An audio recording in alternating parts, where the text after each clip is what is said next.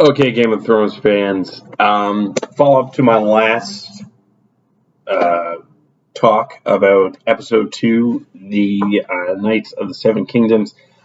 Uh, I've had some additional thoughts and a few other things that come to mind, and I had to do a little bit of research on it just to figure it out. But I just wanted to talk about the overall arcing themes of Game of Thrones, of the worlds of Westeros and Essos. And the biggest theme, although we would love it to be Vilar Margulis, all men must die, which has its own truth, um, it really is the things that we do for love, which has been echoed in episode 2. And it is what kicked off the series with Jamie pushing Bran out the window, and it's continued on, proving itself over and over and over again. With Tyrion, with his character flaws, with loving women that were prostitutes, for lack of a better word, and it always being seen as beneath the House Lannister to do that. Sam and Gilly, Sam's affection for Gilly and bringing them together. Jon and Ygritte, Ygritte sacrificing herself for Jon. All these acts of love. Daenerys and Khal Drogo, and all these acts of love always end in death, in sacrifice. And it's a theme that is over and over shown throughout the series. And in this episode, especially, which I find really, really is starting to become louder and louder in the back of my head. And in particular, the song that Pod sings. It's called Jenny of Oldstones. And the story behind the song Jenny of Oldstones is that, there's a theory that it was written by Rhaegar Targaryen, but I don't know if that's actually true. But the story behind Jenny of Oldstones is Jenny was considered a wild peasant, maybe somehow connected to the children of the forest, because she did keep the company of an old witch who claimed herself as one of the last children of the forest. And this old witch was actually the one who prophesied the prince that was promised. Azor Ahai, and in Westeros at least. The story of Azor Ahai is from Essos, but the prince that was promised prophecy is in Westeros. And it was the son of Aegon Targaryen, the original Aegon Targaryen. His name was Duncan, who fell in love with Jenny. And Jenny was she said she was descendant of the first men and somehow connected to the children of the forest. And because she was a peasant, he wasn't allowed to marry her. He was actually betrothed to a Baratheon. I can't remember her name at the moment, but it's interesting because he actually gives up his crown. Prince Duncan Targaryen gives up his crown so that and calls off the betrothal with the Baratheon clan to marry Jenny. And ultimately, it ends up in his own death. And the story of Jenny in the song is that she dances with the ghosts of the one that she's loved and gone for so long. And she never wants to leave because the dancing makes her feel at peace. So what's really interesting about this is kind of twofold, because there's stories throughout connected to this song. One story in particular is that Peter Baelish, Littlefinger, and Catelyn Tully.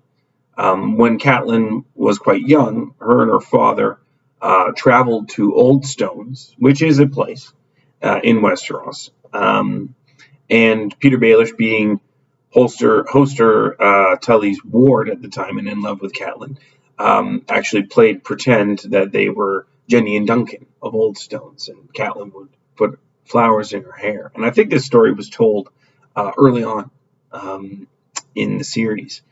But I find it really interesting that that's another love story that ends in tragedy. And there's so many relevant connections of this theme that forbidden loves and making decisions, the things we do for love, ultimately always ending up bad for everybody here, or for everybody involved. So it's one of these themes that just keeps coming back and coming back and coming back. But the other thing that I thought was interesting about reading up on this was when Prince Duncan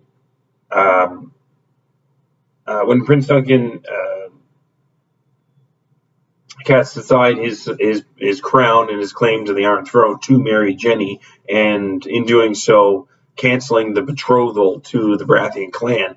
It was actually the Baratheon leader at that time in Storm's End had a rebellion.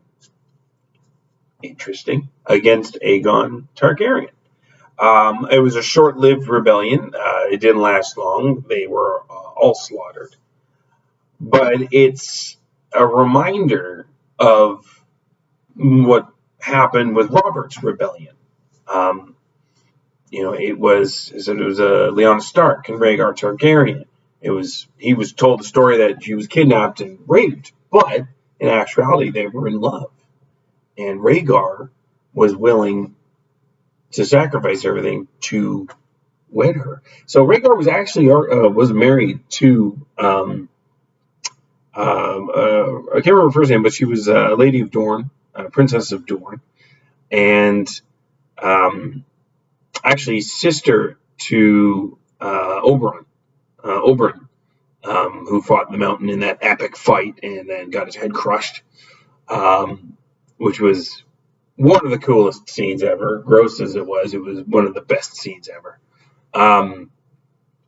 What was interesting is that he actually had that marriage annulled just like minutes essentially prior to marrying Lyanna Stark. And so if the story of Jenny of Oldstones has any connection in this, Rhaegar might have, in annulling his marriage to the Princess of Dorne and marrying Lyanna Stark in secret, he may have, maybe unwittingly, given up his crown or claim to the Iron Throne. And if he did do that, that means Jon doesn't have a claim to the Iron Throne. But no one knows this. He says it was annulled. Sam found out that it was annulled, but there was no defined, fact on whether or not that means he would give up a crown. And I imagine just going against his father at the time, although I'm not sure about the timing, maybe the Mad King was already killed, but considering the Mad King was mad anyway, people thought, well, he's just mad.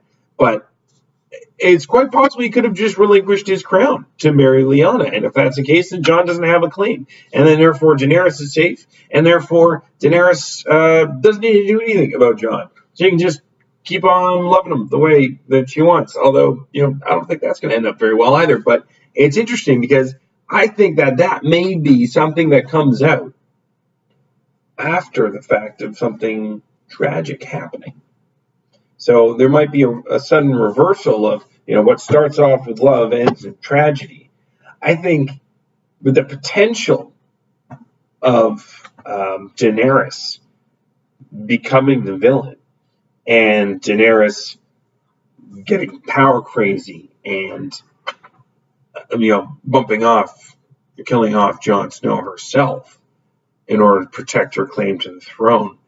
I think it'd be crazy that if after the fact she suddenly finds out that he had no claim to the throne. He didn't know that.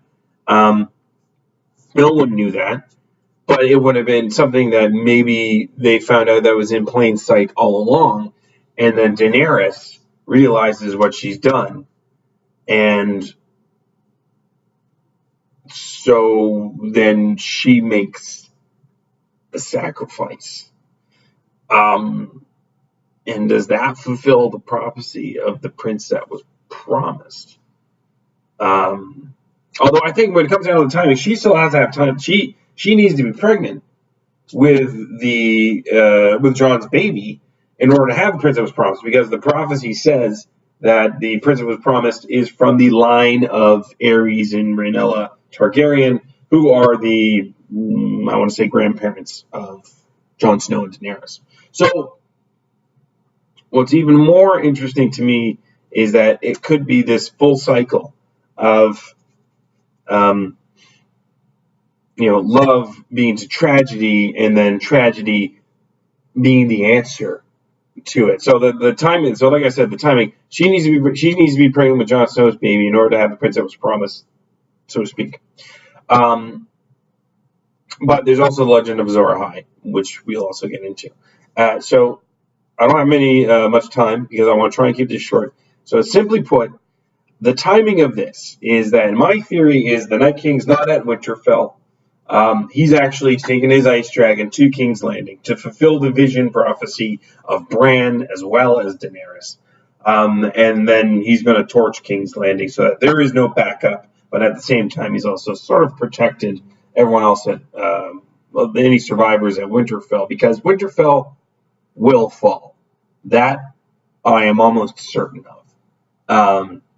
But what it will mean is that everything from the north, Winterfell will fall. From the south, King's Landing will fall. Two biggest castles in Westeros, and it drives everybody to the middle, which is the neck. It's the Riverlands, where everything seems to happen, or at least seems to conclude in Westeros, happens in the Riverlands. The Robert's Rebellion, the fall of Rhaegar Targaryen, happened at the Trident in the Riverlands. Jenny of Oldstones happens to be from the Riverlands. So does Peter Baelish. He's from the Fingers, which is in the neck. And it's the choking point of Westeros, where the north meets the south. It's the midpoint. It's the equator. It's where the God's Eye is, which is the island in the lake, where the pact of first men and children of the forest first occurred.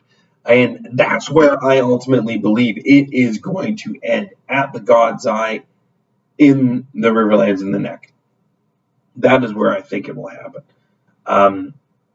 Harrenhal is not far from the Riverlands as well.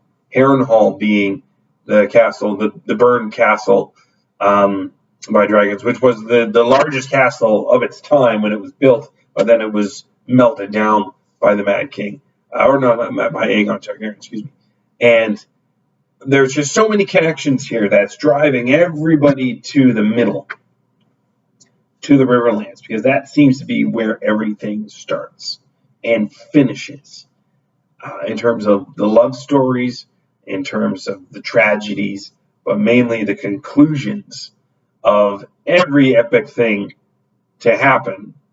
It all quietly concludes in the Riverlands in the neck. So that's my thought. And it also brings the fact that maybe more Ironborn will be coming, because they can take their boats up the rivers into the neck.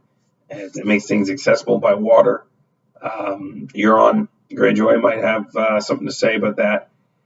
So I think there's lots more to think about and talk about. But right now, enjoy the long night.